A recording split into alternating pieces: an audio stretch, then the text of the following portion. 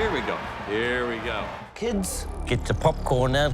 Thor is the hero of the story, so he always wins, right? Yes. I feel like I'm losing it. Wrong. There have been plenty of instances when the dastardly villain has triumphed over the God of Thunder. But just who are the strongest bad guys who have ever defeated Thor? Well, that's what I'm going to talk about in this video, so join me as I totally get too much enjoyment from seeing Thor knock down a few pegs. But to be fair, it does take a strong villain to win, and overall, in the long run, Thor does usually eventually win. But he's got to. His name is in the title. Anyways, let's get started right now. Where to start?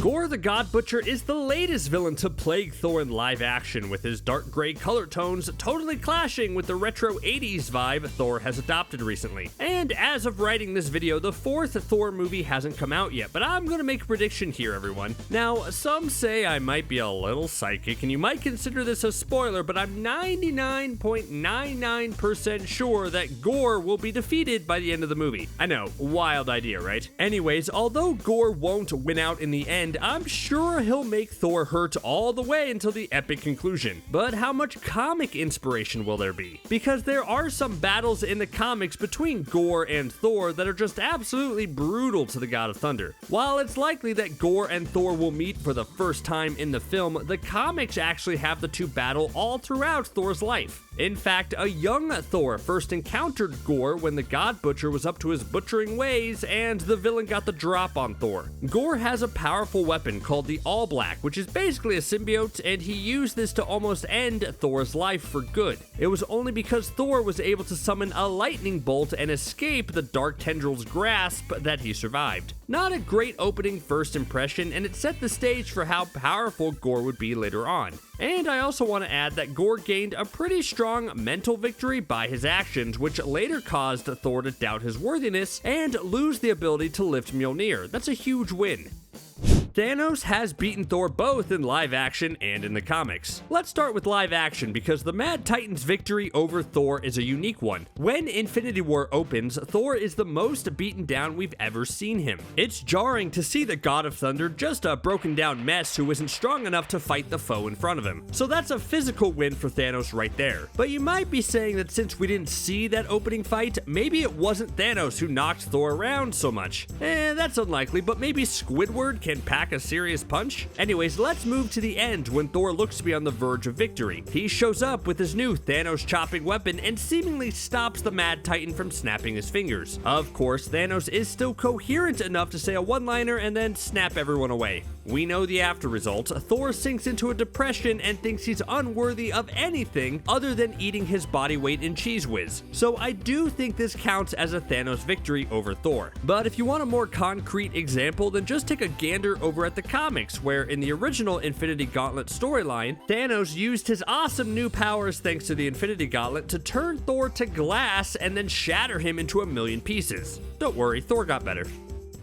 Doctor Doom is one of Marvel's best supervillains. He's the perfect mix of Tony Stark and Stephen Strange, and I think with enough prep time, he could beat any hero, including Thor. You see, Doom always has this incredible drive for new powers, and it's this desire that leads him to steal the Odinforce and become basically all-powerful with it. He uses it to fight Thor and win. It's a small moment, but I'm mentioning it because there's a really funny instance where Thor tells Doom that it's called the Odinforce, and then Doom basically is petty and says, well, I actually call it Dooms now. Bye, sucker. And then he walks away.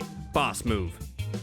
So when is Galactus going to show up in the MCU? I know we're all wondering it. Do we put him in a Fantastic Four movie first, or do we wait and put him in something more cosmic? Could the Purple Planet Eater cross paths with Thor? I mean, maybe. Thor is on a whole new path now, so why couldn't he encounter Galactus in his space travels? But has Galactus ever defeated Thor? Technically, yes. Sure, there's one recent issue where Thor has completely destroyed Galactus, but if we go back to the early days, I think Galactus defeats Thor through the use of the extremely exciting trade negotiations. Yeah, sounds fun, right? Okay, I promise there will be cooler fights on this list, but one time, Firelord, who was a herald of Galactus, came to Earth wanting to be free, and it led to Thor helping Galactus defeat Ego, the living planet of all villains. After the fight was done, Firelord asked to be let go, and Galactus said only if Thor provided him with a worthy replacement, and the God of Thunder ended up giving him the Destroyer. You know, one of the most powerful suits of armor ever. Yeah, I know it's not a full-on defeat, but swapping the Destroyer for Firelord, it seems like a losing deal, right?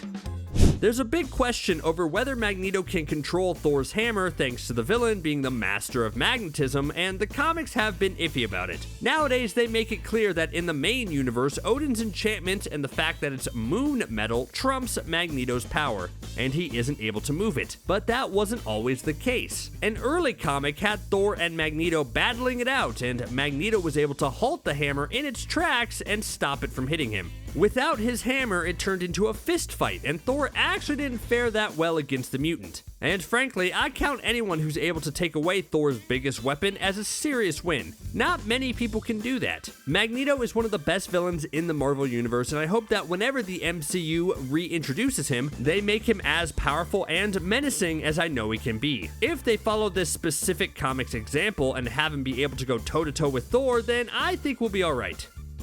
The MCU has established that Loki's nature is to always lose, which is a real bummer, and I bet that makes Loki a terrible game night partner. Anyways, in the comics, Loki tends to be slightly more villainous than his charismatic, slightly heroic MCU counterpart. Hey, remember when MCU Loki stabbed that dude in the eye? But I guess that was all Mind Stone corruption, and we'll just gloss over that. Anyways, comic Loki is a bad guy, and you don't find many instances where he's able to beat his brother in anything. Loki usually has some dastardly plan, and Thor puts a stop to it. The cycle continues. Well, there's two things I want to mention here. The first is how in the Loki-centered spin-off comic series titled, you guessed it, Loki, the comic opens with Thor in chains with Loki proudly standing over him, gloating how he was Thor's conqueror. The story is about Loki's time on the throne and how he eventually gets a change of heart, so that means the fact that Loki beat Thor and put him in chains is glossed over, but that's a big deal. You think Loki tricked his brother by turning into a snake?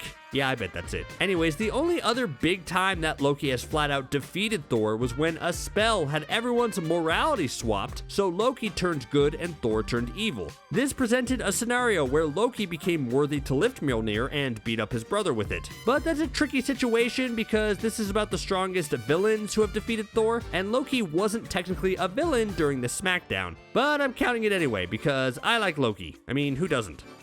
Hela made a big impact in Thor Ragnarok by basically destroying Mjolnir like it was a cheap plastic toy and then decimating Asgard by doing things like eliminating 2 out of the 3 Warriors 3 before they even got a chance to say a quippy one-liner. In regards to Thor, the God of Thunder admitted that Hela was too powerful to stop completely, and they needed to bring on Ragnarok to stop her. So even though she took his eye, overall, this was a Thor victory. But let's turn to the comics. While Hela was great in Ragnarok, I wish we would have seen some of the other things the character was capable of, like in the comics. Did you know that Hela once cursed the God of Thunder with something horrible? That's right, she basically cursed him to have bones like glass so that he would feel excruciating pain whenever he made a wrong move and a bad guy punched him. That's already pretty bad, but then she took it one step farther by making sure Thor couldn't perish from his injuries. So it was a slow type of torture technique that Thor had to overcome. And I don't know what you count as a defeat, but if someone turns my bones into the equivalent of wet paper, but also is able to prolong my suffering for basically ever, then yeah, that person wins the fight, no question.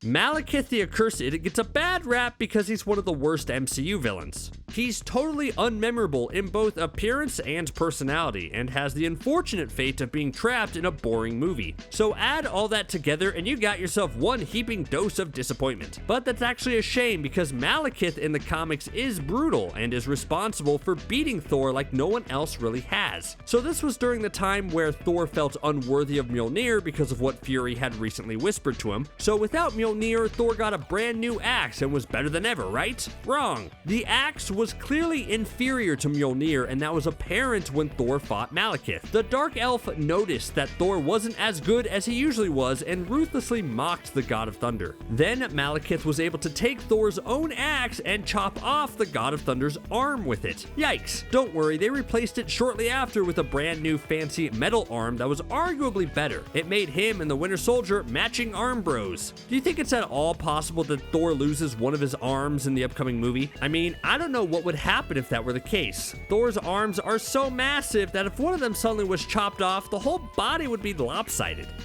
Enchantress has been trying to use her powers to hypnotize and seduce Thor for years, so what happens when it actually works? Well, chaos occurs. Enchantress is one of those villains that's interesting for Thor to face because it's not just a strength versus strength battle. Being so powerful, the usual thing is to have Thor have something to punch, but I find it more interesting when Thor's up against magic users like Loki and Enchantress, because it highlights that when he can't use his tree trunk arms or his hammer to win, then Thor is just as in danger as all of us. While Enchantress can seduce anyone with her ability, she's much more dangerous when she does things like hypnotize her targets to make them do untold damage. That's what happened with Thor. Enchantress was able to wrap her mind tendrils around Thor's squishy brain, and it took for Iron Man to show up to snap him out of the trance. So the fact that Thor didn't get out of the trance on his own and had to have someone else help him makes this a pretty clear victory for Enchantress. Thor Ragnarok is one of my favorite MCU movies, but I do understand the criticism that everything is turned into a bit of a joke. Like take Surtur for instance. The fire demon who was responsible for destroying Asgard and Hela was mocked and made fun of relentlessly in that opening scene. And as hilarious as that was, it's also kind of a shame because the fire demon is one of the most powerful Thor villains ever. Surtur has defeated Thor in the comics a few times, most notably when Surtur was wielding the Twilight Blade. This arc saw the fire demon send a bunch of other demons to Earth and then totally beat both Thor and Odin in Asgard. Loki is actually the one to save the day here, and without his help, Thor would have been toast.